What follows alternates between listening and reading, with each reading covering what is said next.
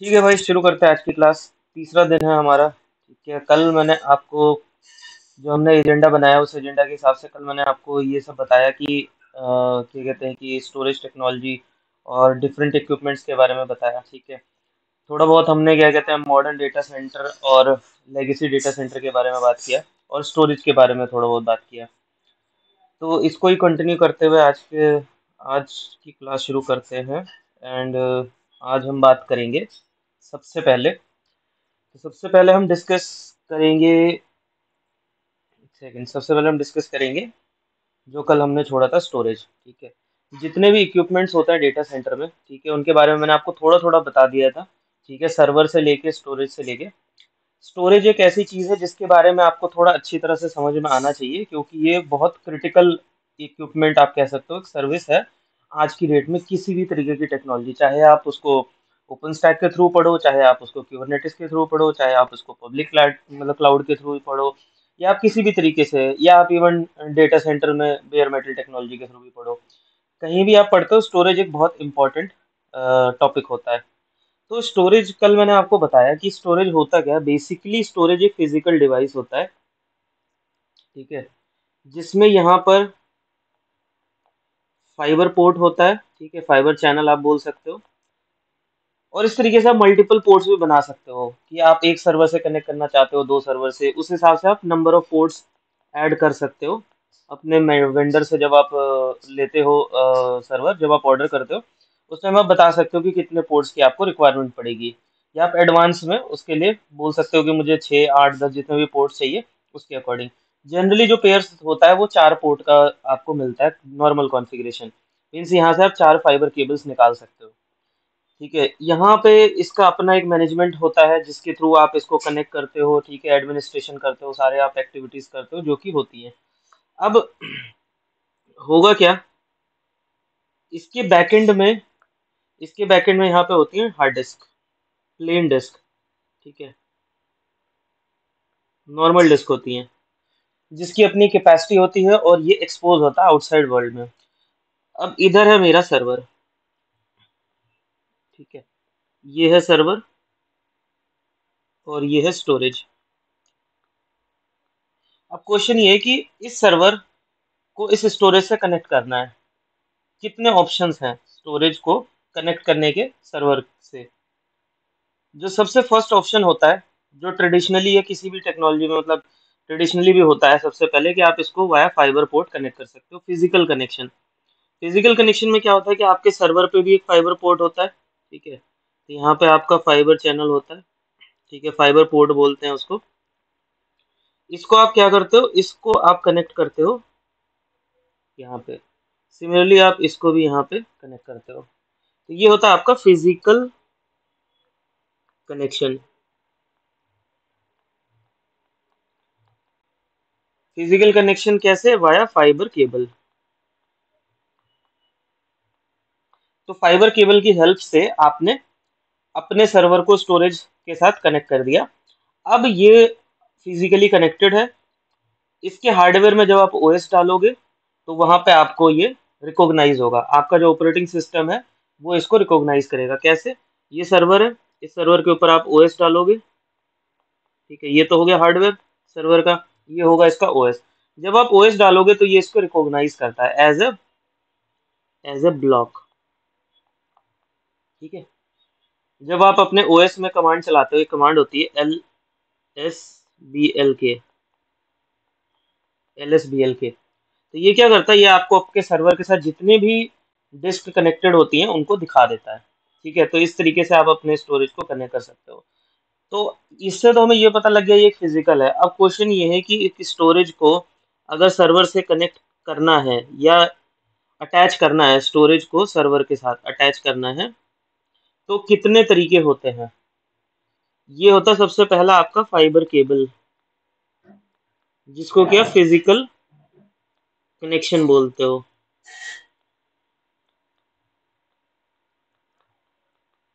इसमें क्या होगा कि आपका सर्वर और आपके हार्डवेयर के बीच में ज़्यादा डिस्टेंस नहीं होगा, क्योंकि ऑब्वियसली फाइबर केबल है, तो आप ज़्यादा लंबी फाइबर केबल तो बिछाओगे नहीं। तो जनरली आप सेम चेसिस के अंदर आप अपने स्टोरेज को रखते हो, सर्वर को रखते हो, या नियर बाय आप रख सकते हो अगर आपको फिजिकल कनेक्शन करना है। ज्यादा दूर नहीं रख सकते। मतलब अगर एक ही डेटा सेंटर में दो डिफरेंट फ्लोर्स हैं तो यूजली आप ऐसा नहीं करोगे, आप हर एक चेसिस के अंदर ही जनरल प्रेफरेंस यही होती है कि चेसिस के अंदर आप अपना जहाँ पे सर्वर रखते हो वहीं पे आप स्टोरेज को भी रखते हो। ये होता है physical fibre connection, physical connectivity. आप लोगों ने, बहुत सारे लोगों ने एनएफएस का नाम सुना होगा, ठीक है। ये एनएफएस वो नीड फॉर स्पीड नहीं है, ये होता है, कोई बताएगा एनएफएस क्या होता है? किसी को पता है एनएफएस क्या कहते हैं? नहीं, नेटवर्क फाइल सिस्टम, शेयरिंग बोल सकते हो आप बेसिकली। सिस्टम भी नहीं होता, बेसिकली शेयरिंग होता है, नेटवर्क फाइल शेयरिंग।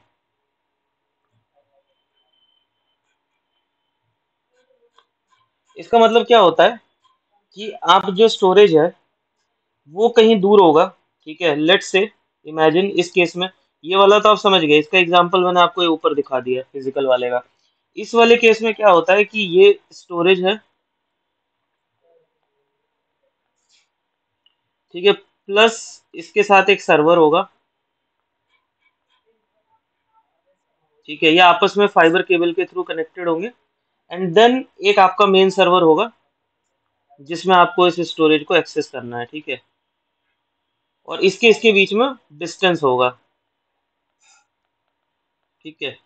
मतलब कहीं भी हो सकता है, लेकिन ये एक कॉम्बिनेशन में होता है, एक कॉम्बिनेशन में। इसको हम बोलते हैं स्टोरेज सर्वर, ठीक है। इसके बाद क्या होता है कि with the help of network cable, network cable कौन सी होती है हमारी, नेटवर्क के थ्रू, चलो, network, with the help of network, ये इस सर्वर के साथ कनेक्ट होता है। ये आता है वाया नेटवर्क केबल। इस केस में एक चीज और बता दूं कि देखो, जैसे आपका सर्वर होता है, सर्वर में क्या होता है, लेयर्स बताई थी मैंने आपको, हार्डवेयर, ओएस, ओएस कॉन्फ़िग या पैचिंग, फिर आपका ऐप डिपेंडेंसी। समझ में आ रहा है ना सबको? हाँ सर। ठीक है। ये मैंने आपको सर्वर के लिए बताया था, ये पांच चीजें होती हैं, पांच लेयर होती हैं। स्टोरेज के केस में क्या होता है, स्टोरेज के केस में, ये स्टोरेज के केस में फिजिकल हार्डवेयर होता है स्टोरेज, ठीक है। इसके ऊपर होता है फाइल सिस्टम। इसको बेसिकली आप सॉफ्टवेयर बोलते हो, या हाँ, सॉफ्टवेयर लेयर बोलो, इसको हम बोलते हैं सॉफ्टवेयर लेयर। यहाँ पे बेसिकली दो लेयर होती है, एक होती है हार्डवेयर की लेयर और दूसरा होता है आपका सॉफ्टवेयर का लेयर, जिसको हम बेसिकली फाइल सिस्टम बोलते हैं। यहाँ पे पांच लेयर होती है, 1 2 3 4 एंड 5। कलर कोडिंग के हिसाब से मैंने आपको बताया था कि जो दोनों ओएस और ओएस कॉन्फ़िगरेशन, आप इसको सेम, सिमिलर मान सकते हो और इसको एक कैटेगरी में रख सकते हो। और एप्लीकेशन जो होता है आपका, वो एक कैटेगरी में रख सकते हो अगर आपको हाई लेवल पे देखना है तो। एंड ये जो हार्डवेयर हो गया आपका, इस हार्डवेयर को आप एक कलर कोड से देख सकते हो, जैसे हार्डवेयर हो गया, ठीक है। तो ब्रॉड लेवल पे अगर मैं देखूँ तो इस तरीके से तीन मेजर क्लासिफिकेशन होती है। सबसे पहले होता है मेरा हार्डवेयर, फिर होता है OS, OS config, app, application की डिपेंडेंसी और उसकी एप्लीकेशन। स्टोरेज में क्या होता है कि हार्डवेयर होता है, उस हार्डवेयर के ऊपर एक फाइल सिस्टम बनाया जाता है। इस फाइल सिस्टम को आप, तो ये हो गया हार्डवेयर लेयर जिसमें प्योर हार्डवेयर होता है, ठीक है। फिर होता है आपका सॉफ्टवेयर, ये हो गया आपका एप्लीकेशन लेयर, ठीक है। तो इस एप्लीकेशन लेयर में क्या होता है, फाइल सिस्टम, बेसिकली हम इसे बोलते हैं फाइल सिस्टम। बहुत सारे लोगों ने फाइल सिस्टम के बारे में सुना होगा। अब क्या होता है कि जैसे लेट्स से कि मेरे पास एक हार्ड डिस्क है, मैंने कोई हार्ड डिस्क लिया किसी का और उसको मेरे को विंडो पे लगाना है। तो कोई भी हार्ड डिस्क या पेन ड्राइव जब आप फर्स्ट टाइम लगाते हो तो वो as a hardware to hardware connect करेगा, ठीक है। आप मान लो ये कनेक्ट करोगे तो फिजिकली अटैच होगा, लेकिन जब तक उस पेन ड्राइव या हार्ड डिस्क के ऊपर कोई फाइल सिस्टम नहीं होगा तब तक आप उसमें कोई डेटा सेव नहीं कर सकते, डेटा को आप डिलीट नहीं कर सकते, डेटा को आप व्यू नहीं कर सकते, डेटा को आप मॉडिफाई नहीं कर सकते। मतलब ये कि आपको एक फाइल सिस्टम चाहिए। ये फाइल सिस्टम बेसिकली ओएस के हिसाब से होता है, कौन से ओएस पे आप काम कर रहे हो, ठीक है। ईएक्सटी फाइल सिस्टम सुना होगा आप लोगों ने, एक्सएफएस फाइल सिस्टम होता है, ठीक है। ext3 और ext4 करके, ext3 ext4। फिर उसके बाद आपका होता है NTFS फाइल सिस्टम, जो कि विंडो में यूज होता है। फैट फाइल सिस्टम होते हैं, बहुत सारे फाइल सिस्टम होते हैं। ब्रॉडली अगर देखा जाए तो लाइनक्स के पॉइंट ऑफ व्यू से अगर मैं बोलूँ तो ext34 एंड XFS ये ज़्यादा यूज होते हैं। XFS फाइल सिस्टम आजकल आपको ज़्यादा मिलता है। जब तक आप फाइल सिस्टम नहीं बनाते हो अपने स्टोरेज के ऊपर, तब तक आप उसको यूज नहीं कर सकते एप्लीकेशन लेयर पे। मतलब कहने का ये है कि ये हार्डवेयर जो आप स्टोरेज का देख रहे हो, अगर आप इसको फर्स्ट मॉडल में कनेक्ट करते हो, अब लेट्स से फर्स्ट एग्जांपल हम लेते हैं जो फाइबर केबल वाला था। तो अगर मैं फर्स्ट वाला एग्जांपल लेता हूँ, फाइबर केबल, जिसमें स्टोरेज और सर्वर कैसे कनेक्टेड है with the help of fibre cable, मतलब ये फिजिकल कनेक्शन। तो फिजिकल कनेक्शन में क्या होता है कि ये जो स्टोरेज होता है, ठीक है, ये ब्लैंक स्टोरेज है। और जैसा अभी मैंने आपको दिखाया कि ब्लैंक स्टोरेज में फर्स्ट लेयर होती है हार्डवेयर की, ठीक है, इसमें होता है हार्डवेयर, ये हो गया हार्डवेयर लेयर। और इधर आपका हो गया सर्वर, ठीक है, ये हो गया आपका सर्वर। तो सर्वर पे भी आपका हार्डवेयर का लेयर आ गया, ठीक है, यहाँ भी हार्डवेयर का लेयर आ गया। अब आप जो भी कनेक्शन करते हो वो होता है फर्स्ट लेयर पे। फर्स्ट लेयर पे क्या होता है, आप यहाँ से कनेक्शन बनाते हो, आप यहाँ पे फाइबर केबल लगाते हो, फाइबर चैनल, ठीक है, यहाँ से प्लग इन करते हो, यहाँ से लग आउट करते हो। तो अभी दोनों हार्डवेयर आपस में कनेक्ट हो गए, पावर ऑन हो गया। लेकिन इसके ऊपर आप यहाँ क्या करते हो, यहाँ पे आप ओएस डालते हो, ठीक है, और यहाँ पे आप अपना एप्लीकेशन चलाते हो। तो देखो मैं ब्रॉड लेवल पे 3 कैटेगरी दिखा रहा हूँ, ठीक है, अगर डिटेल लेवल पे जाओगे तो 5 है, ये सर्वर के लिए। और स्टोरेज के लिए 2 कैटेगरी होती है, एक होता है हार्डवेयर का और दूसरा होता है। अब क्योंकि इसके ऊपर पहले से किसी ने कोई भी फाइल सिस्टम नहीं बनाया था, और आप पहले क्लाइंट हो, फर्स्ट क्लाइंट हो जो इस स्टोरेज को एक्सेस कर रहा है, तो आप क्या करते हो, इस ओएस लेवल पे जब आप यहाँ से ओएस में जाते हो तो आपको ये रिकॉग्नाइज होता है, ये ब्लॉक दिखाई देता है। मतलब कि आप एक्शन जो होता है, कमांड्स होती हैं, मान लो मुझे कोई इंस्ट्रक्शन देना है स्टोरेज को कि ये फाइल को डिलीट करो, ये फाइल को रीड करो, कोई भी एक्शन आप देते हो, वो एप्लीकेशन लेवल का कमांड होता है। वो कमांड हार्डवेयर के थ्रू पास होके आपके स्टोरेज पे जाता है। तो ये हार्डवेयर जस्ट एक फिजिकल मीडियम है, इसको यूज कौन करता है, ऑपरेटिंग सिस्टम। तो ओएस में आपको यहाँ पे जब आप देखोगे तो यहाँ पे आपको ब्लॉक दिखाई देंगे। जब आप LSBL के कमांड चलाओगे तो आपको यहाँ पे ब्लॉक दिखेंगे। ब्लॉक का मतलब कि कितने स्टोरेज में कितने ब्लॉक्स आपको एलोकेटेड या अटैच हैं, कनेक्टेड हैं। बेसिकली इनको हम लॉजिकल यूनिट नंबर्स भी कहते हैं। जब आप इसको इसको अगर आप डिवाइड करते हो लॉजिकल यूनिट नंबर्स में, ये देखो अगेन स्टोरेज की टेक्नोलॉजी है कि आप स्टोरेज को जब एक्सपोज करते हो आउटसाइड वर्ल्ड के लिए, तो आप उसको लॉजिकल यूनिट नंबर में डिवाइड करते हो।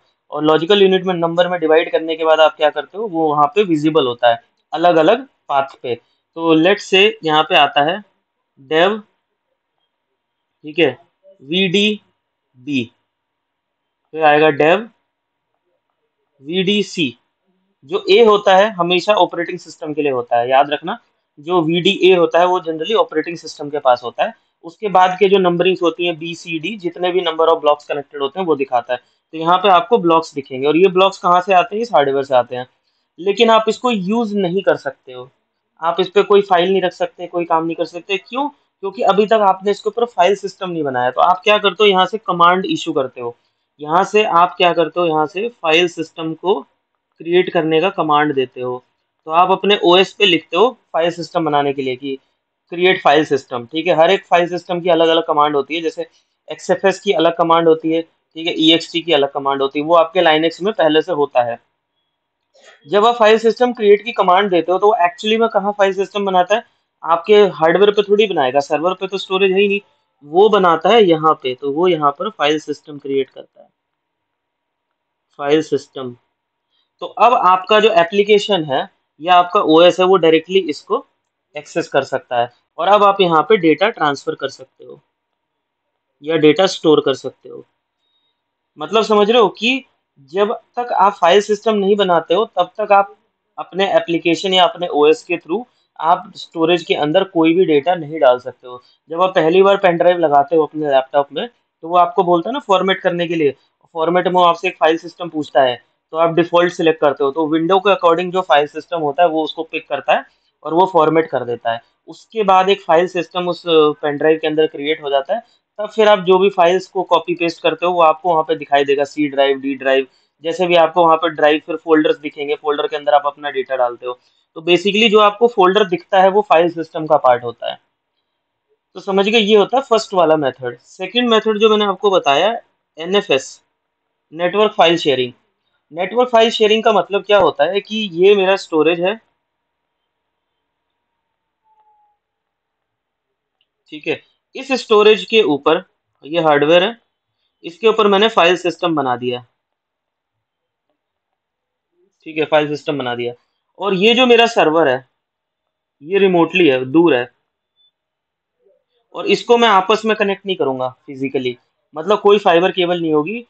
रेदर देन यहाँ पे इसी के साथ एक टाइटली कपल्ड एक और सर्वर होता है, एक छोटा सा सर्वर होता है जिसको कि हम स्टोरेज सर्वर बोलते हैं। वो जनरली इसी के साथ ही आता है, स्टोरेज सर्वर के साथ ही आता है। तो इसमें क्या होता है कि ये इंटरनली कनेक्टेड होता है, यहाँ पे इंटरनली कनेक्टेड होता है। और यहाँ पे जब आप फाइल सिस्टम बना देते हो तो ये वाया नेटवर्क यहाँ पे आता है और इस सर्वर के पोर्ट पे आता है। इसको हम बोलते हैं नेटवर्क निक पोर्ट, जो कि जनरली आप सर्वर में देखते हो ना, ETH 0, ETH 1, ENPS 01, ये और अलग अलग तरीके से नाम आते हैं इंटरफेसेस के। तो ये जो इंटरफेस होता है ये नेटवर्क होता है जहां से आप अपने नेटवर्क के थ्रू बाहर जाते हो, स्विचेस के थ्रू जो बताया था मैंने। तो ये इस नेटवर्क के थ्रू एक फाइल सिस्टम ऑलरेडी बना हुआ है, इस नेटवर्क की हेल्प से सीधे आपके क्या कहते हैं, ओएस के ऊपर ये अटैच होता है। कैसे अटैच होता है? किसी ने एनएफएस माउंट किया है कभी? एनएफएस माउंटिंग की है किसी ने? बताओ, हाँ या ना बोलो। देखो एनएफएस नो। माउंटिंग नहीं किया, ठीक है। तो वो एनएफएस माउंटिंग में क्या होता है कि आपका ऑपरेटिंग सिस्टम है, ठीक है, ये मेरा ओएस है। देखो मैं ओएस से बता रहा हूँ, ठीक है। तो ओएस अगर मैं आपको बता रहा हूँ तो आप एज्यूम करके चलो कि नीचे हार्डवेयर है, ठीक है। ये मत सोचना कि मैंने ओएस के नीचे कुछ लिखा नहीं है तो वो हार्डवेयर नहीं है, नहीं, ओएस है। मैं आपको ओएस से बता रहा हूँ इसलिए, तो ओएस, हार्डवेयर, ओएस। इसमें क्या होता है कि जब आप जाते हो तो आपने एक फाइल सुनी होगी, इसको हम बोलते हैं ETC-FS टैब। अब ETC-FS टैब का काम क्या होता है? इससे भी पहले क्या होता है कि जब ये सर्वर बूट होता है तो ये क्या करता है, इस फाइल में जितनी भी एंट्रीज पड़ी होती हैं उसके हिसाब से ये माउंटिंग करता है। माउंटिंग का मतलब अटैच, ओएस लेवल पे ये अटैच करता है, उस डिस्क को अटैच करता है और वहां से फिर आपका सिस्टम चलता है। मान लो जो सबसे मेन होता है वो आपका रूट का होता है, बूट वाला, बूट पार्टीशन। अगर आपका बूट पार्टीशन माउंटेड नहीं है तो आपका सिस्टम अप नहीं आएगा। जब आप रीबूट करोगे तो वो वापस अप नहीं आता है, वो क्रैश हो जाता है, keep on crashing, keep on crashing. तो इस फाइल से अगर आप खेलते हो तो आपका सिस्टम रीबूट के बाद अप नहीं आता है। इसके अंदर वो सारी एंट्रीज, जितनी भी आप एंट्री डालते हो वो करेक्ट होनी चाहिए। अगर ये एंट्री गलत है तो इसका मतलब है कि आपका सिस्टम अप नहीं आएगा। तो इस फाइल को अभी हम एक फिलहाल के लिए एक साइड रखते हैं। अब होता क्या है कि मान लो कि यहाँ पे एक ऑलरेडी सर्वर है, एक स्टोरेज है फाइल सिस्टम के साथ, ready with file system, ready with file system. अब वो कैसे है, वो स्टोरेज के काम है, ठीक है। स्टोरेज वाले ने कैसे फाइल सिस्टम बनाया, आपके पास ये एक्सपोज कर रहा है वाया नेटवर्क आता है। तो आप क्या करते हो कि अपने सिस्टम पे, जैसे लेट से आपने एक डायरेक्टरी बनाई, उसको नाम दे दिया आपने होम कृष्णा, या आपने एक फोल्डर बना दिया, ठीक है। इस फोल्डर को आप क्या करते हो, आप कमांड चलाते हो माउंट, ठीक है। माउंट के बाद यहाँ पे आप लिखते हो टाइप, टाइप में लिखते हो एनएफएस, ठीक है। फिर सोर्स, कहाँ से ये आ रहा है। तो अब देखो इसकी जो कनेक्टिविटी है, क्योंकि ये नेटवर्क है तो ऑब्वियसली आईपी से आएगा। इस सर्वर की अपनी एक आईपी होगी, क्योंकि अब आप नेटवर्क कम्युनिकेशन की बात करो, अब आप फाइबर केबल के थ्रू नहीं जा रहे हो, आप नेटवर्क के थ्रू आ रहे हो, तो आईपी होगी। तो यहाँ पे होता है आईपी, यूजर नेम भी लिख सकते हो, user@IP, जो इसकी आईपी होती है, जो सोर्स पाथ होता है। एंड देन आप लिखते हो आप अपना पाथ, अपना पाथ आप क्या देते हो, होम, ठीक है। अब ये क्या करेगा, ये आपका जो होम कृषा फोल्डर है, मैंने एन छोड़ दिया तो कृषा ही लिख देते हैं, इसकी माउंटिंग कर देगा एक्सटर्नल पे, एक्सटर्नल आईपी पे। और अब जब आप df-kh करोगे, df-kh, एक काम और करना, एक कैपिटल टी लगा देना इसके साथ, df-kh के साथ कैपिटल टी लगा देना, तो ये आपको फाइल सिस्टम के साथ आउटपुट दिखाएगा। तो अभी आपको ऐसा दिखेगा कि ये जो डायरेक्टरी है, अब ये माउंटेड है एक्सटर्नल इस आईपी के साथ। अब इससे होता क्या है कि आप इस डायरेक्टरी में, अपनी डायरेक्टरी में जो भी डेटा डालते हो, जो भी फाइल सेव करते हो, वो ऑटोमेटिकली नेटवर्क की हेल्प से ये आपके एक्सटर्नल स्टोरेज पे चला जाता है। तो इसे हम बोलते हैं नेटवर्क फाइल शेयरिंग। ठीक है, कि एक फाइल सिस्टम कहीं दूर बैठा हुआ है, नेटवर्क पे बना हुआ, और नेटवर्क के मीडियम, यहाँ पे देखोगे मीडियम क्या है, यहाँ पे मीडियम है network, medium is equal to network. तो इसीलिए हम इसको बोलते हैं एनएफएस, नेटवर्क फाइल शेयरिंग। इस वाले मीडियम में देखोगे तो मीडियम क्या है, इसमें मीडियम है केबल, फाइबर केबल। तो अगर फाइबर केबल आपका मीडियम है, तो उस केस में आपको फाइल सिस्टम खुद बनाना पड़ता है। क्यों? क्योंकि आपका डायरेक्ट कनेक्शन है। आप देखोगे तो आप डायरेक्टली अटैच हो अपने स्टोरेज के साथ। तो जब आप डायरेक्टली अटैच होते हो तो आपको बेनिफिट क्या मिलता है, आप अपना फाइल सिस्टम बनाते हो अपने अकॉर्डिंग, जो आपके ओएस को चाहिए, जो आपको पसंद है, और आप अपने हिसाब से डेटा उसमें एक्सेस करते हो। और यहाँ पे क्योंकि फाइबर कनेक्टेड होता है, तो ऑब्वियसली हाईएस्ट स्पीड होती है इसके अंदर, हाईएस्ट स्पीड अमंग ऑल। जितनी भी मेथड्स होते हैं उनमें सबसे ज्यादा जो स्पीड है वो इसी में आती है। ठीक है, कोई एंट्री करना चाहता है, एक मिनट रुको। अच्छा,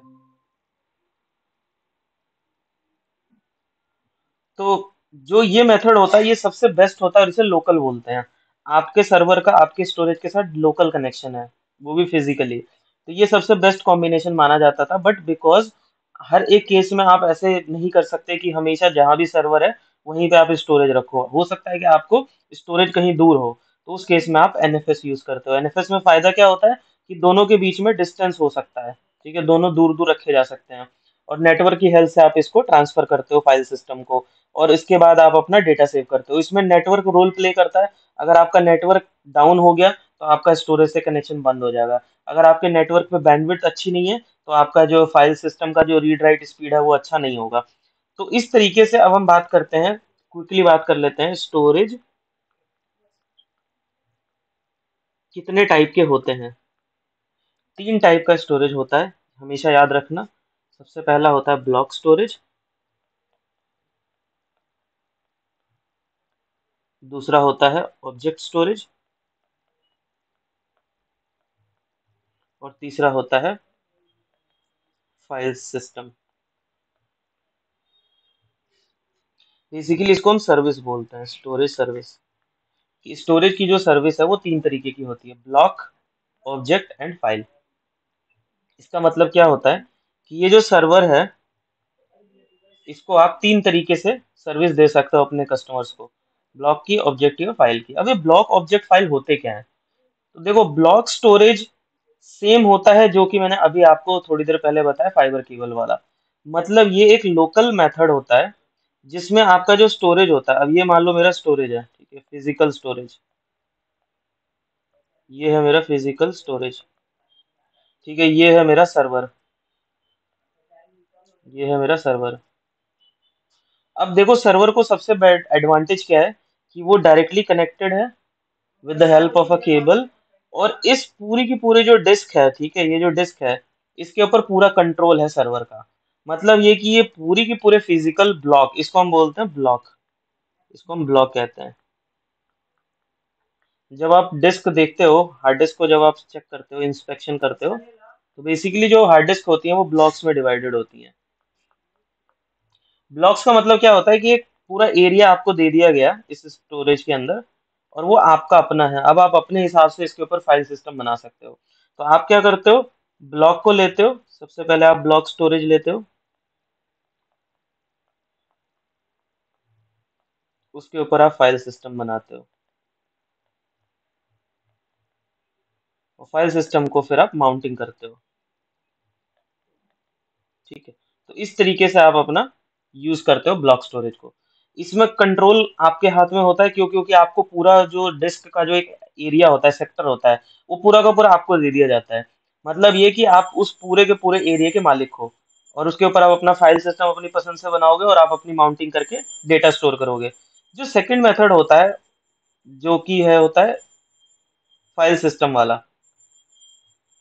तो इसको हम मैं लिख देता हूँ। ये है फर्स्ट, ये है सेकंड, और ये है थर्ड। तो फर्स्ट के बाद मैं थर्ड पहले एक्सप्लेन करता हूँ। तो ये मैंने आपको फर्स्ट वाला एक्सप्लेन कर दिया। थर्ड वाले में क्या होता है कि जो ये स्टोरेज है, इसके ऊपर जो फाइल सिस्टम है, ठीक है, ये दोनों ही आपके कंट्रोल से बाहर होते हैं, और आपको सीधा का सीधा जो है वो फाइल सिस्टम माउंटिंग के लिए दे दिया जाता है कि ये लो फाइल सिस्टम, और इसकी आप माउंटिंग कर लो। मतलब ये कि आपने फाइल सिस्टम नहीं बनाया, आपने सीधा माउंटिंग किया, और माउंटिंग करके आपने अपना डेटा स्टोर करना शुरू कर दिया। ये होता है आपका फाइल सिस्टम। इसमें आप फाइल सिस्टम सिलेक्ट नहीं कर सकते, जो प्रोवाइडर आपको फाइल सिस्टम देगा आपको सीधा माउंटिंग करना होता है। अगर मैं हाई लेवल पे स्टेप्स लिखना चाहूँ कि किसी भी स्टोरेज को यूज करने के क्या क्या स्टेप्स होते हैं हाई लेवल पे, तो देखो हाई लेवल पे जो सबसे बड़े स्टेप्स होते हैं, सबसे पहले पहला होता है फिजिकल कनेक्शन। देन सेकंड होता है आपका ब्लॉक एलोकेशन, ब्लॉक एलोकेट किया जाता है। देन उसके बाद आप उसके ऊपर क्या करते हो, उसके ऊपर आप बनाते हो फाइल सिस्टम। ठीक है, फाइल सिस्टम बनाने के बाद आप उसकी करते हो mounting, mounting with target directory. जो भी आपकी डायरेक्टरी होती है उसको माउंट करते हो। अब इसमें आप देखोगे ये आउटसाइड है, ये ब्लॉक भी आउटसाइड है, ये फाइल सिस्टम भी आउटसाइड है। आपके सिस्टम पे क्या है, ये है, तो ये है सर्वर के पास, ये है सर्वर के पास, ये है स्टोरेज के पास है, ये भी स्टोरेज के पास है, एंड ये वाला भी स्टोरेज के पास है। तो यहाँ पे आप देख सकते हो कि ये जो फर्स्ट थ्री स्टेप्स हैं वो स्टोरेज सर्व के ऊपर होते हैं, और जो फोर्थ स्टेप होता है वो आप अपने सर्वर के ऊपर करते हो। तो इसी को जब अलग अलग मॉडल में डिवाइड किया जाता है, अगर मैं फर्स्ट थ्री को लेके चलूँ, फर्स्ट थ्री को, और मैं बोलूँ कि कोई फर्स्ट थ्री को अगर मैं खुद कर रहा हूँ, और अगर फोर्थ स्टेप आप खुद करोगे, तो उसको हम बोलेंगे फाइल सिस्टम शेयरिंग या सर्विसेज। मतलब आप फाइल सिस्टम बना के दे रहे हो।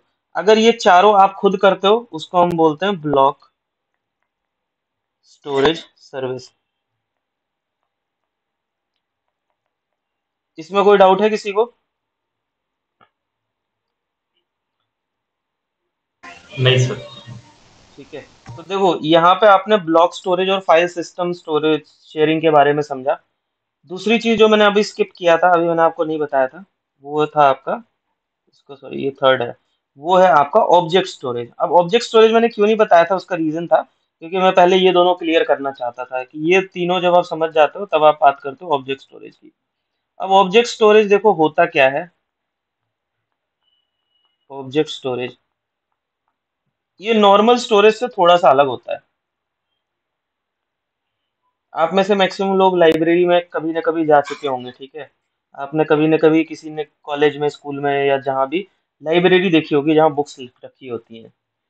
तो लाइब्रेरी में बुक्स का आपने देखा सिस्टम कैसे होता है, बड़ा ऑर्गेनाइज वे होता है। ऑर्गेनाइज वे का मतलब क्या होता है कि ये जो पूरा का पूरा जो स्टोरेज है, ठीक है, फुल फिजिकल स्टोरेज, इसका जो हार्डवेयर है, ये पूरा का पूरा कंट्रोल तो है उनके पास होता है, स्टोरेज के पास। अब ये क्या करते हैं, इसके ऊपर जो फाइल सिस्टम होता है, ये भी ये खुद बनाते हैं। इसके बाद ये एक्सटर्नल वर्ल्ड को माउंटिंग के लिए एक्सपोज कर देते हैं कि अब आप माउंटिंग कर लो। तब आप मुझसे पूछोगे कि फिर इस केस में, और जो अभी आपने पीछे बताया था सेकंड नंबर पे फाइल सिस्टम, उसमें क्या डिफरेंस है? ये भी फाइल सिस्टम एक्सपोज हो रहा है, वो भी फाइल सिस्टम एक्सपोज हो रहा था, करेक्ट, दोनों सेम दिखते हैं, लेकिन यहाँ एक बहुत मेजर डिफरेंस है। ये जो फाइल सिस्टम है जो मैंने आपको पहले बताया, वो फाइल सिस्टम के नीचे आप देखोगे तो ब्लॉक स्टोरेज मॉडल में काम करता है, और आप ऊपर जो है क्या कहते हैं, फाइल सिस्टम कोई भी बना सकते हो, XFS बना लो, मान लो NTFS बना लो, EXT3 बना लो, EXT4 बना लो। ये जो मॉडल होता है इसमें डेटा ऑर्गेनाइजेशन जो है वो डिफरेंट होता है। इसमें जो डेटा ऑर्गेनाइजेशन है वो होता है लाइब्रेरी मॉडल पे। अब लाइब्रेरी का मॉडल क्या कहता है, जैसे आपने देखा होगा कि लाइब्रेरी में जब आप जाते हो तो लाइब्रेरी में रोज बनी होती है, ठीक है, हर रो में लिखा होता है कि ये साइंस का सेक्शन है, ये आर्ट्स का सेक्शन है, ठीक है, मैं ब्रॉड लेवल पे बना रहा हूँ, बाकी आप अपने हिसाब से भी एज्यूम कर सकते हो। ये ज्योग्राफी का सेक्शन है, ये हिस्ट्री का सेक्शन है, ठीक है, ये मान लो कॉमर्स का सेक्शन है फॉर एग्जाम्पल। इसका मतलब क्या होता है, इस रो में जितनी भी बुक्स हैं या जो भी आर्टिकल्स हैं वो सब साइंस के हैं, इसमें जितने भी रोज एंड आर्टिकल्स हैं, जितने भी आर्टिफैक्ट्स हैं वो सब आर्ट्स से रिलेटेड है। सिमिलरली मतलब ये कि हर एक रो में अलग अलग कैटेगरी की बुक्स हैं, तो यहाँ पे मतलब होता है कैटेगराइजेशन, कि मैं कैटेगराइज कर रहा हूँ डेटा को। और यहाँ पे एरोज बने होते हैं, जब आप लाइब्रेरियन से जाके पूछोगे कि मुझे साइंस की बुक चाहिए तो वो कहेगा A1 में चले जाओ, A1 रो में चले जाओ। बोलोगे आर्ट्स का चाहिए तो बोलेगा A2 में चले जाओ। आप बोलोगे मुझे ज्योग्राफी का चाहिए तो बोलेगा E3 में चले जाओ। इसमें बोलेगा A4 में चले जाओ, इसको बोलेगा A5 में चले जाओ। मतलब ये कि एक इंडिकेटर होता है, इंडिकेटर ये बताता है कि आपका जो बुक है वो किस रो में रखा हुआ है, तो उस हिसाब से आप जाओगे और वहां जाके आप अपनी बुक को उठा लोगे कि ये ओके ये मेरी बुक है। ऐसे ही लाइब्रेरी मॉडल में ये भी काम करता है। ये क्या करता है कि अब हमारा देखो डेटा टाइप कैसा होता है। अगर आप देखोगे तो जो आप डेटा स्टोर करते हो, डेटा टाइप कैसे कैसे होते हैं ब्रॉड लेवल पे अगर हम देखें तो फाइल्स होती हैं, अगर हम लाइनेक्स में देखें। फिर क्या होता है, मान लो MP3 वीडियोस होते हैं, MP3 MP4 ऑडियो होते हैं, ऑडियो फाइल्स। और मान लो क्या होता है, audio file, video file, normal text file, text file हो गई है, ठीक है, टेक्स्ट फाइल्स, बाइनरीज हो सकती हैं, एग्जाम्पल है, ठीक है, ऐसे बहुत सारी कैटेगरीज होती हैं।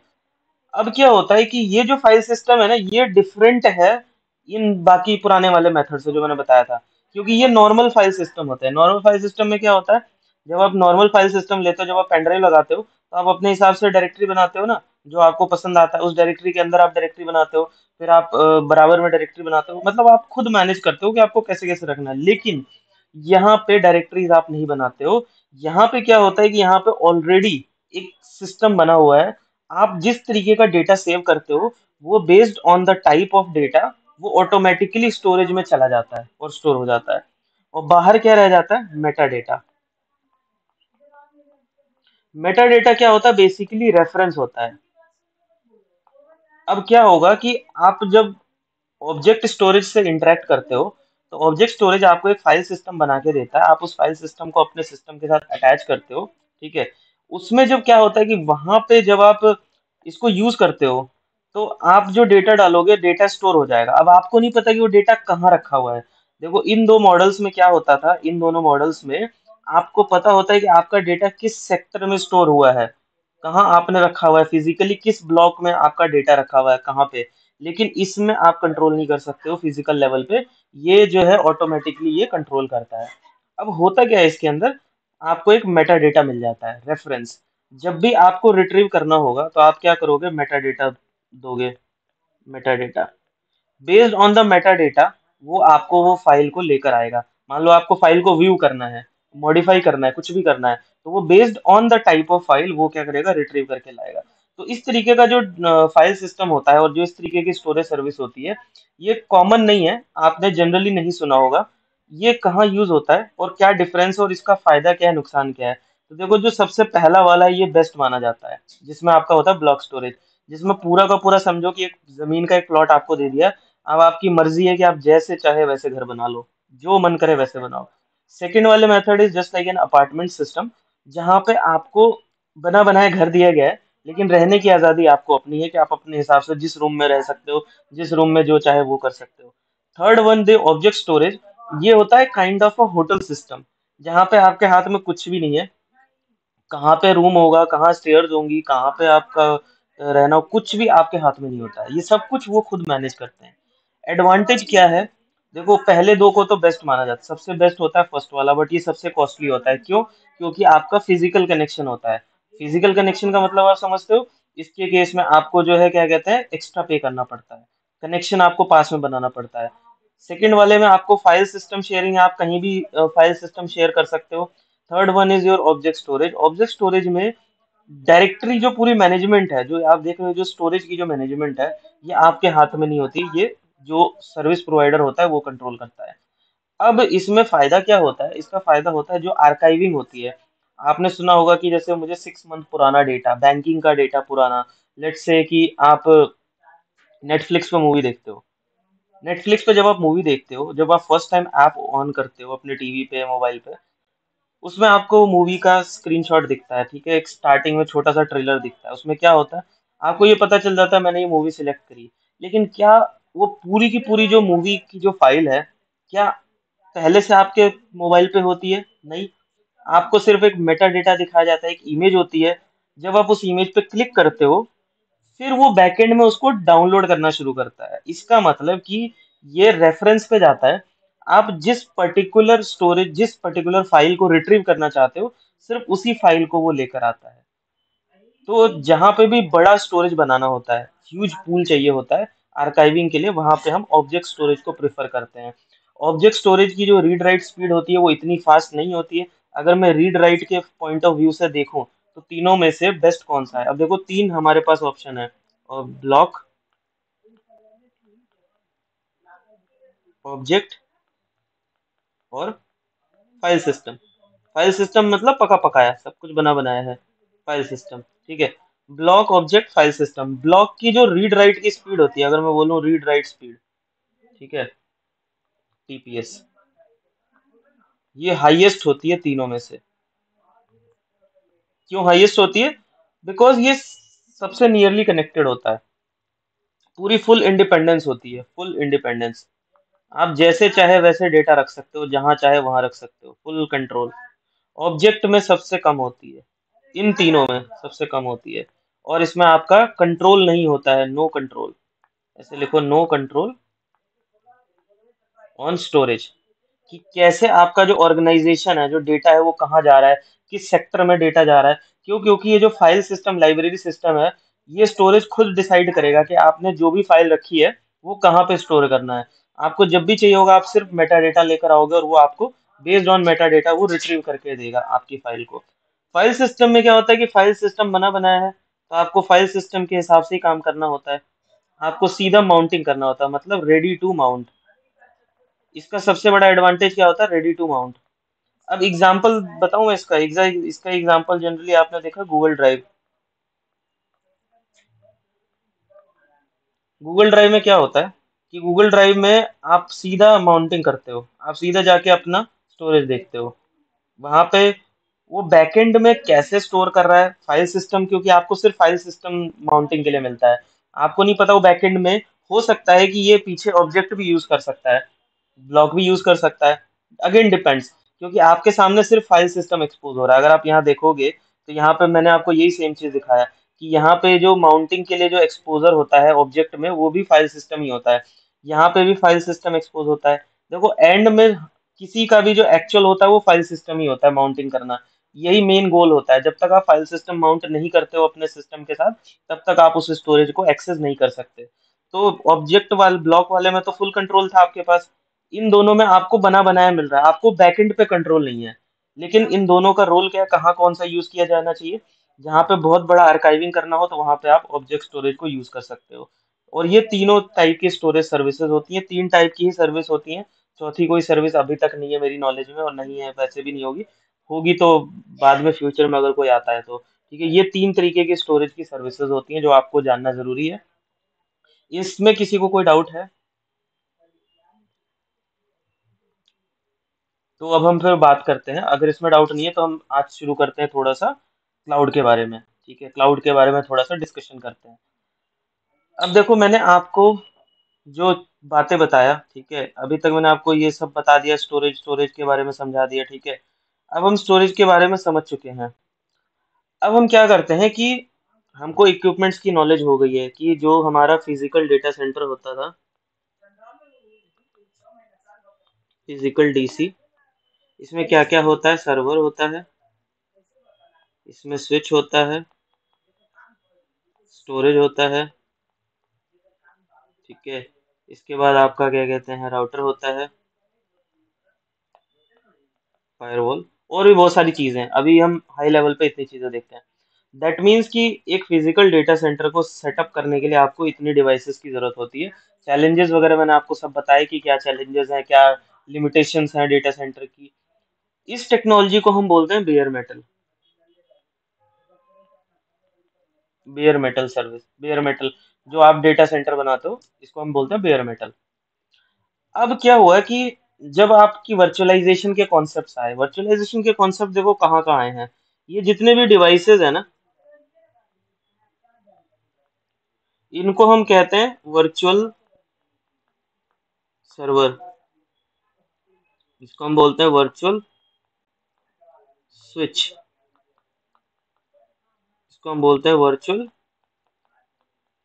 स्टोरेज। ये हो गया आपका वर्चुअल राउटर। देन आपका हो गया वर्चुअल फायरवॉल। अब आप देख रहे हो जो भी डिवाइस मेरा डेटा सेंटर में होता है, मैं उसको किसी न किसी की हेल्प से, कोई ना कोई टेक्नोलॉजी की हेल्प से वर्चुअलाइज कर सकूं, फिजिकल से वर्चुअल में कन्वर्ट कर सकूं। तो उस केस में जो ये डेटा सेंटर बनेगा, इसको हम क्या बोलेंगे? इसको हम बोलेंगे वर्चुअल डेटा सेंटर। इस केस में ये जो बनेगा इसको हम बोलेंगे वर्चुअल डेटा सेंटर। एक सेकंड, पता नहीं है क्या है। अच्छा, इसको हम बोलेंगे वर्चुअल डेटा सेंटर।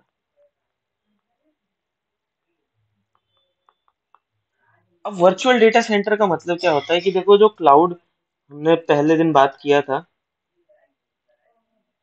ये जो क्लाउड टेक्नोलॉजी है, इसका ऑब्जेक्टिव क्या है? सर्विस। ये होता है प्रोवाइडर। अब प्रोवाइडर क्या करता है कि ये है इनपुट। इनपुट में क्या है? Physical data centre. ये यूज करता है क्लाउड टेक्नोलॉजी का, और इसकी हेल्प से ये बनाता है वर्चुअल डेटा सेंटर। तो इसको आप बोलते हो वर्चुअलाइजेशन, वर्चुअल डीसी। और क्लाउड के जो मॉडल्स होते हैं, डिफरेंट टाइप की जो सर्विसेज होती हैं, ठीक है, क्लाउड में कितनी सर्विसेज होती हैं? सबसे पहले जो सर्विस होती है क्लाउड की, वो होती है infrastructure as a service. Second होती है प्लेटफॉर्म एज ए सर्विस। तीसरा होता है, तीसरा कोई बताएगा क्या होता है? Software as a service. फिर आपको मिलेगा फंक्शन एज ए सर्विस। एक और मॉडल जो आजकल चलता है वो होता है हार्डवेयर एज ए सर्विस। अब अगर आप बोलोगे कैब एज ए सर्विस,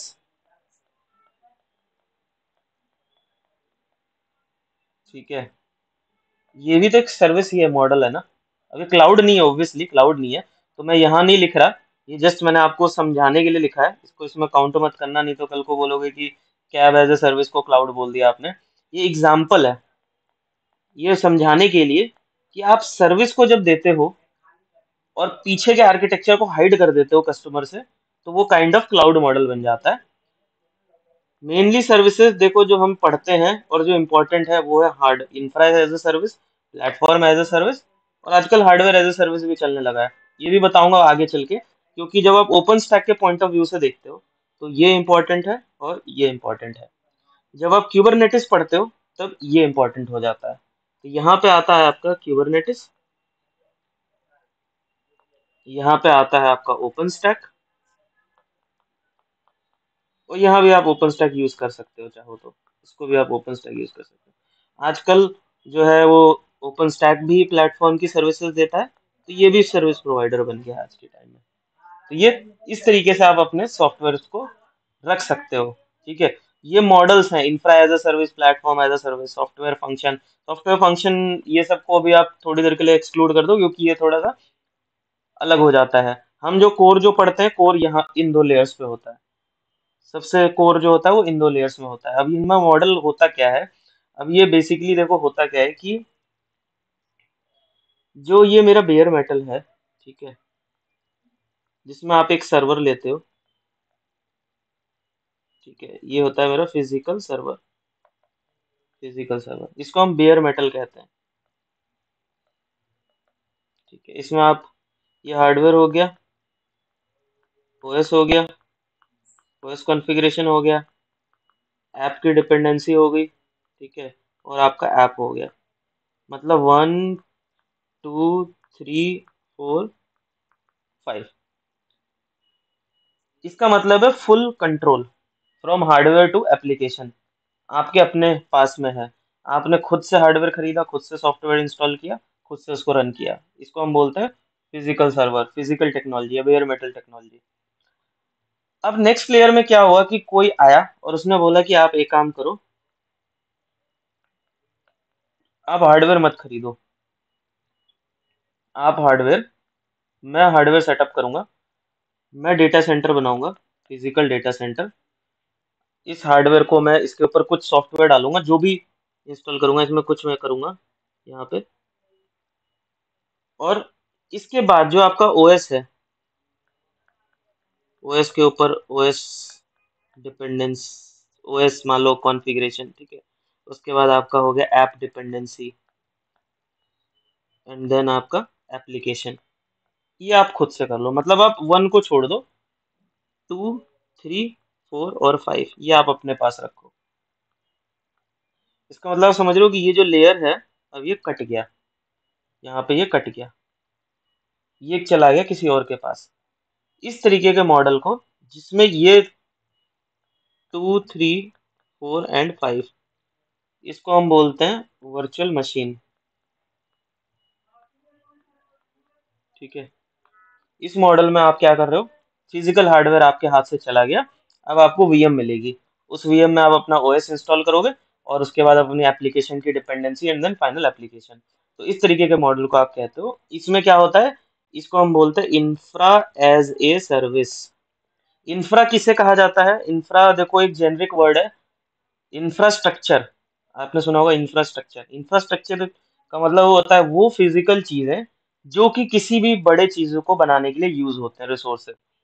जैसे कि आप एक डेटा सेंटर बनाते हो, तो क्या क्या मेजर चीजें होती हैं, server, storage, switch, router, firewall, load balancer, DNS, ये सब चीजें होती हैं जो एक इंफ्रास्ट्रक्चर को चाहिए होती हैं। ये सारी चीजें अब आपको इंफ्रास्ट्रक्चर एज अ सर्विस के मॉडल में आपको मिलेगा वीएम में, या आपको मिलेगा वर्चुअल स्टोरेज, ठीक है, virtual router, virtual firewall and all, सब कुछ। ये वर्चुअल मशीन है, ठीक है, ये मशीन है। मतलब है कि जो काम आप फिजिकल में करते थे, सेम वही चीजें आपको वर्चुअल फॉर्मेट में मिल रही है। कैसे मिल रही है वो हम पढ़ेंगे, वो आप ओपन स्टैक में समझोगे कैसे होता है, लेकिन ये हाई लेवल पे होता है। इसको हम बोलते हैं इंफ्रा एज ए सर्विस। ये होता है पहला मॉडल क्लाउड का, सबसे पहला मॉडल क्लाउड का। दूसरा जो मॉडल होता है वो कहता है कि हार्डवेयर तो मैंने आपसे छीन लिया, ठीक है, अब आपके पास क्या था, ओएस, ओएस की पैचिंग, एप्लीकेशन डिपेंडेंसी है, ऐप। अब एक काम करो आप, ओएस और ओएस की पैचिंग, ये तीनों आप मुझे दे दो। मतलब 1 2 3, ये आप दे दो प्लेटफॉर्म को। अब आप क्या करो, इसके ऊपर 4 and 5, 4 is your app dependency and 5 is your application. इस मॉडल को आप कहते हो, इसको आप बोलते हो कंटेनर्स, ठीक है। इसको आप बोलते हो वीएम, ये मैंने लिखा है वीएम, इसको बोलते हो कंटेनर। और इसको आप बोलते हो प्लेटफॉर्म, एक ऐसा प्लेटफॉर्म जिसमें हार्डवेयर और ओएस दोनों आपको पहले से मिलता है, उसके ऊपर आप अपने कंटेनर्स को चलाते हो, कंटेनराइजेशन, ठीक है। इसमें आप इसको बोलते हो प्लेटफॉर्म एज ए सर्विस।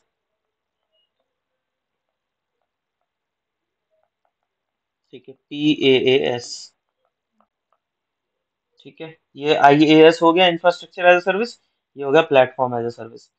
तो अगर आप मान लो कोई है, आज से मान लो 3 4 5 साल बाद जो भी डेवलपर्स आएंगे इंडस्ट्री में, या जितने भी जो लोग टेक्निकली काम करेंगे, समहाउ सब लोग कंटेनर्स पे ही मोस्टली काम कर रहे होंगे। तो जब आप कंटेनर्स पे काम करते हो, दैट मीन्स कि आप सिर्फ 4 एंड 5 लेयर की नॉलेज रखते हो, और आपको ये नहीं पता चलता कि 1 2 एंड 3 जैसी कोई लेयर भी एग्जिस्ट करती है। क्यों? क्योंकि वो प्लेटफॉर्म के पास चली गई, ये चला गया cloud provider, cloud service provider,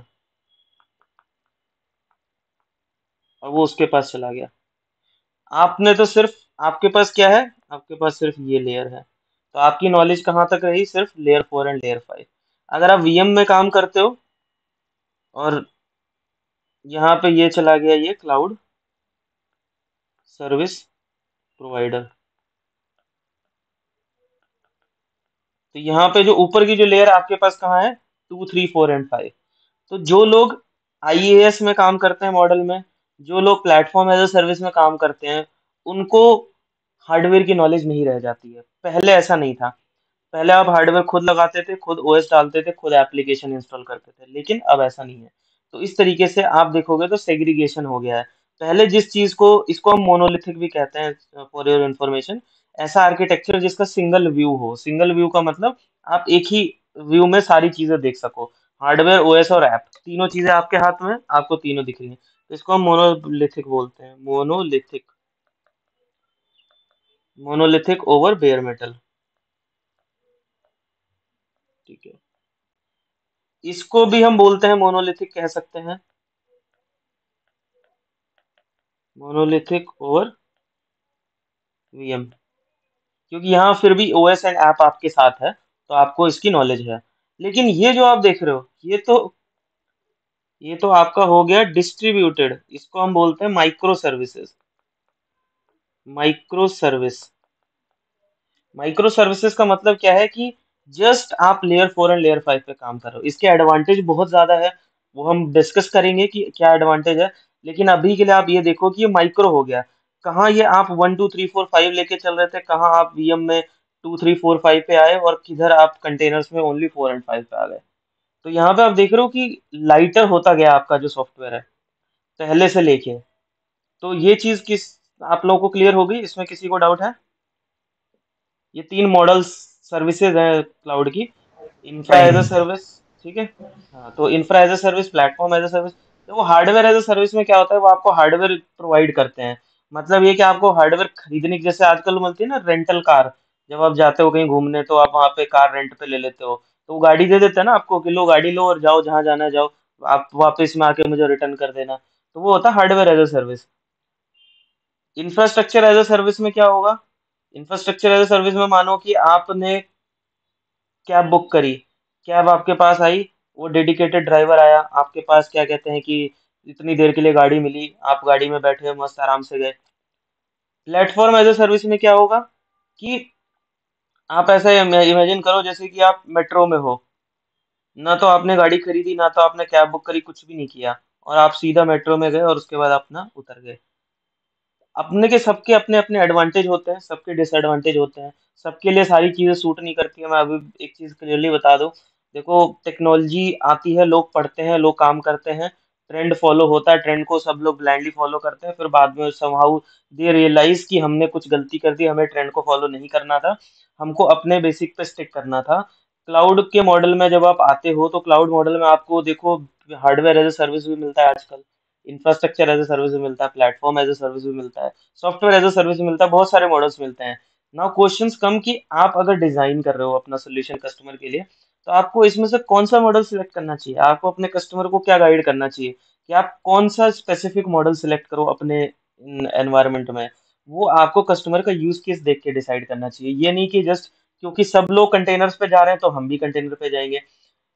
somehow आपको एक पॉइंट के बाद रियलाइज होता है कि कंटेनराइजेशन आपके लिए मुश्किल है as compared to bare metal technology. तो किसी किसी के लिए बेयर मेटल टेक्नोलॉजी अच्छी हो सकती है, किसी के लिए कंटेनराइजेशन अच्छा हो सकता है, किसी के लिए पब्लिक क्लाउड अच्छा हो सकता है, किसी के लिए प्राइवेट क्लाउड अच्छा हो सकता है। सेम वे देखो, किसी को अपनी पर्सनल कार सूट कर सकती है, वो गाड़ी खरीद के जाना पसंद कर सकता है। कोई लोग कैब में जाना पसंद करते हैं, कुछ लोग बस में जाना पसंद करते हैं। तो सबका अपना यूज केस होता है। आप ब्लाइंडली कभी भी किसी एक टेक्नोलॉजी को रिकमेंड नहीं करते हो किसी के लिए भी, कि ओके सब लोग कंटेनर कर रहे हैं तो हम भी कंटेनर करेंगे। आपको प्लस एंड माइनस दोनों उसके इवेल्युएट करने पड़ते हैं, pros and cons, and then you need to decide which technology is better for your customer. उसके हिसाब से आप अपना डिजाइन बनाते हो। ठीक है, तो ये आप समझ गए। अब जो मैं क्विकली आपको एक चीज और समझा देता हूँ, और वो है कि क्लाउड के मॉडल कौन कौन से होते हैं, या मैं बोलूँ क्लाउड सर्विस प्रोवाइडर कैसे टाइप के होते हैं, कौन कौन होते हैं, किस किस टाइप के। तो देखो, आपने सुना होगा प्राइवेट, पब्लिक और हाइब्रिड। ये वर्ड आपने बहुत सुना होगा, पब्लिक, प्राइवेट एंड हाइब्रिड।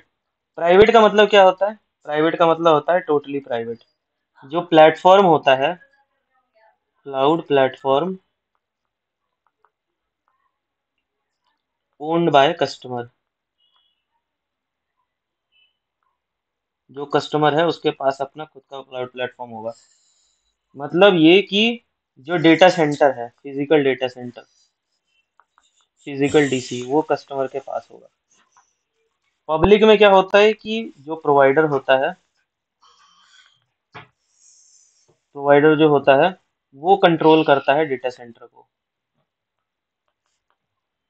मतलब ये कि कस्टमर के पास क्या होता है, सिर्फ service. Customer has only service.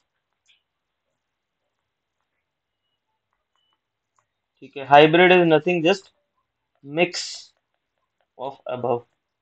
अब मिक्स ऑफ अबव को अभी बाद में देखना, क्योंकि कंफ्यूजन क्रिएट करता है। प्राइवेट का मतलब ये होता है कि मैं ये बोलता हूँ कि ये जो मॉडल है, ठीक है, आप चाहे आईएएस बनाओ, चाहे आप पीएएस बनाओ, चाहे आप एचएएस बनाओ, चाहे आप कोई भी मॉडल बनाओ, लेकिन मेरे डेटा सेंटर में करो। मतलब ये कि आपको ये जो मॉडल है, जहाँ हमने देखा ना कि ये सब शुरुआत होती है, ये जो ये चाहे मान लो infrastructure as a service, service आप दे रहे हो, लेकिन जो ये हार्डवेयर है ये मेरे प्रेमिसेस में डलेगा। मतलब ये कि डेटा सेंटर मेरे पास होगा। अब amazon है जैसे public provider. amazon public provider में क्या होता है कि amazon ने अपना डेटा सेंटर बनाया, और आप वहां पे गए, उसके आपने सब्सक्राइब किया, आपने गुई खोली, गुई खोल के आपने क्या किया, अपना वीएम डिप्लॉय किया। वो वीएम amazon के डेटा सेंटर में डिप्लॉय होती है, ठीक है।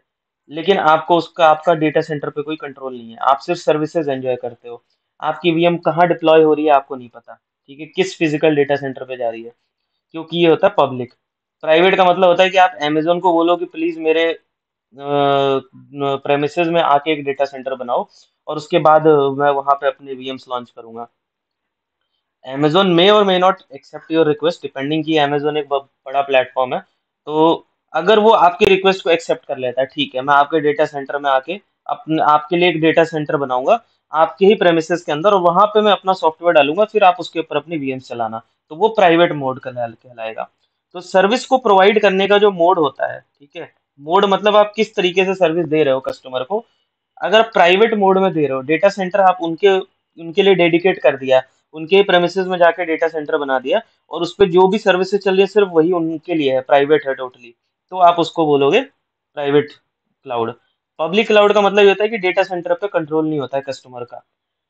जो प्रोवाइडर होता है वो अपने हिसाब से डेटा सेंटर बनाएगा, जहां उसका मन करेगा, जैसे मन करेगा।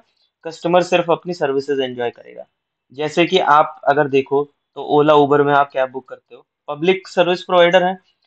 आप जब कैब बुक करते हो, तो क्या आपका कंट्रोल है कि आप बोलो कि मुझे तो यही वाली गाड़ी चाहिए, या ये गाड़ी को तुम एक काम करो मेरे ही घर पार्किंग में रखो, जब मेरा मन करेगा तो मैं इसमें बैठ के जाऊंगा, जब मेरा मन करेगा नहीं जाऊंगा बैठ के। तो ऐसा नहीं होगा ना, वो लोग बोलेंगे कि हम तो उस कार को कहीं भी यूज कर सकते हैं। तो दैट मीन्स कि it is a public model. Private model का मतलब क्या है कि आपको दे दिया कि भाई आपके लिए कैब रहेगी, आप जब मन करे यूज करो, जब मन करे आप कैब को रिलीज कर दो, लेकिन रहेगी आपके अपने पार्किंग के अंदर। तो वो होता है प्राइवेट मोड। हाइब्रिड एक कॉन्सेप्ट होता है कि जिसमें आप कुछ चीजों को ऑन प्रेम रखते हो, कुछ चीजों को आप ऑफ प्रेम रखते हो, मतलब पब्लिक प्राइवेट मॉडल में, कि मान लो एक कस्टमर है, उसके पास 5-6 टाइप की टेक्नोलॉजी सर्वर्स हैं, तो उसने बोला यार ये वाले सर्वर थोड़े क्रिटिकल नहीं है, कम क्रिटिकल है, तो चलो ठीक है, इसको मैं पब्लिक पे डाल देता हूँ। ये वाले मेरे क्रिटिकल मिशन क्रिटिकल है, इनको मैं प्राइवेट पे रखूंगा। मतलब ये आधा प्राइवेट मॉडल में, आधा पब्लिक मॉडल में। तो ये जनरली आपको मिलते हैं, ऐसा नहीं नहीं मिलते हैं, बट इसके ऊपर ज्यादा कंफ्यूज नहीं होने का है। सिंपल आपको पब्लिक प्राइवेट एंड पब्लिक के बीच में डिफरेंस समझना है। ठीक है। तो ये ध्यान रखना कि पब्लिक क्या होता है और पब्लिक प्राइवेट क्या होता है। इसके मैं आपको एग्जांपल समझाऊंगा कल। आपको एग्जांपल के साथ बताऊंगा कि पब्लिक प्राइवेट के क्या क्या एग्जांपल्स हैं। ठीक है। आई होप आपको ये सारी चीजें समझ में आई होंगी। किसी का कोई डाउट है तो प्लीज पूछो। किसी को कोई डाउट है आज की क्लास में? नहीं नहीं। No sir. नहीं है? चलो ठीक है, फिर कल मिलते हैं। कल हम आगे का कंटिन्यू करेंगे। आई होप आपको सारी चीजें समझ में आ रही होंगी अब तक हमने जो भी टॉपिक्स को कवर यस। किया है। ठीक है, देखो ये बहुत बेसिक है। इसके बिना किसी भी चीज को पढ़ने का कोई फायदा नहीं होता है। चाहे आप कोई भी सॉफ्टवेयर पढ़ो, ओपन स्टैक पढ़ो, कुबरनेटिस पढ़ो, चाहे आप ओपन शिफ्ट पढ़ो। ठीक है, तो ये बहुत इंपॉर्टेंट है आपके लिए पढ़ना। ठीक है भाई, कल मिलते हैं फिर। चलो bye bye. Okay okay, good